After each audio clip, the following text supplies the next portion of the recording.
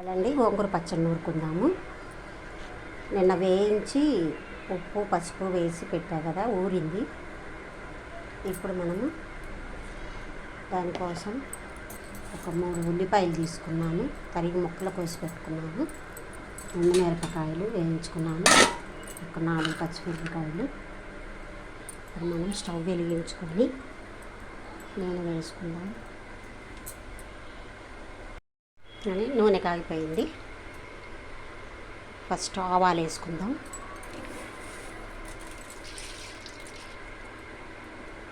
ఆవాలు వేసానండి, ఎన్ని వేసాను.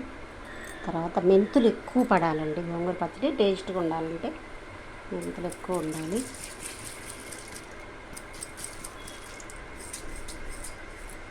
సరిపోతుందండి.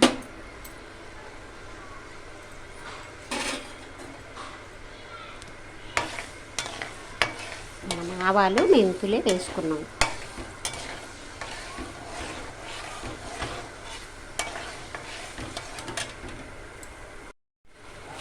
మెంతులు వేగేయండి. ఇప్పుడు ఎండుమిరపకాయలు వేసుకుందాం.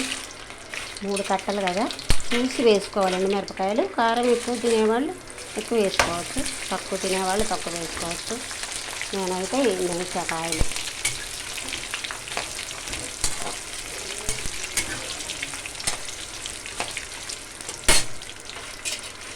బాగా వేగాలండి.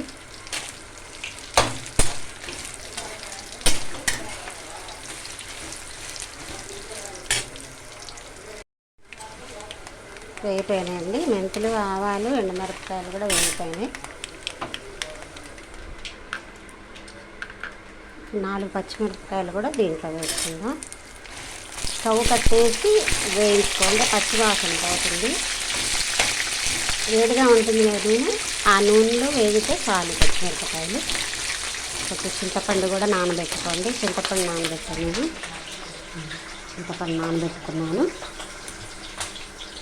రోటి పచ్చడి అండి, గోంగూర రోటి పచ్చడి ఊరుకుందాం. ఇప్పుడు మిరపకాయలు వేసాను, ఉప్పు ఆల్రెడీ వేసుకున్నాం కాబట్టి కొంచెం వేసుకొని ఊరుకుందాము.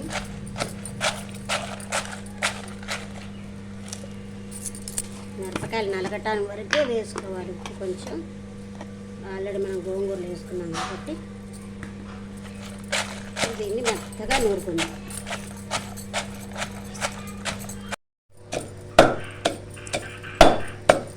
నగ్గుతుంది. చింతపండు కూడా వేసేసుకుందాం, నానబెట్టిన చింతపండు. చింతపండు అయిపోతే పులుపు ఉండదు, పులుపు సరిపోదు. చింతపండు వేసేసామండి, చింతపండు కూడా వేసేసాం. నలిగిందండి. గోంగూర కూడా వేసేసుకుందాం. వేసుకొని గోంగూర కూడా నలిగిన తర్వాత అప్పుడు ఉల్లిపాయ ముక్కలు వేసుకుందాం. కొట్టు గోంగూర. ఇప్పుడు ఉల్లిపాయలు వేసేసుకోవాలండి. ఉల్లిగడ్డ ముక్కలు వేసేసుకొని దంచుకోవాలి. తలేని కోడలు తమ్మురాలు పోయమ్మ, కోడలేని అత్త గుణవంతురాలు. ఆహు ఆహు ఆహు, కోడల కొడుకు పెళ్ళమ్మ పోయమ్మ, పచ్చిపాల మీద మీగడేదమ్మ, కావేరి పాలలోన వెన్న ఏదమ్మ. ఆహు ఆహు ఆహు, అత్తమ్మ నీకు 6 ఏళ్ళగాని పోయమ్మ, వేడి పాల మీద వెన్న ఉంటుందా, ఆ పచ్చిపాల మీద మీగడుంటుందా. ఆహు ఆహు ఆహు, అత్తలేని కోడలు తమ్మురాలు పోయమ్మ, కోడలేని అత్త గుణవంతురాలు. ఆహు ఆహు ఆహు. లాస్ట్ కొన్ని మెంతులు ఉన్నాయి కదండి, ఆ మెంతులు కూడా వేసేసుకొని ఇలా కలిపేసి గోంగూర పచ్చడి అత్త కోడళ్ళ పాటతో మన గోంగూర పచ్చడి అయితే రెడీ అయిపోయింది. నచ్చితే లైక్ చేయండి, షేర్ చేయండి, సబ్స్క్రైబ్ చేయండి. ఇదిగోండి డబ్బాలో స్టోర్ చేసేసుకుంటున్నా.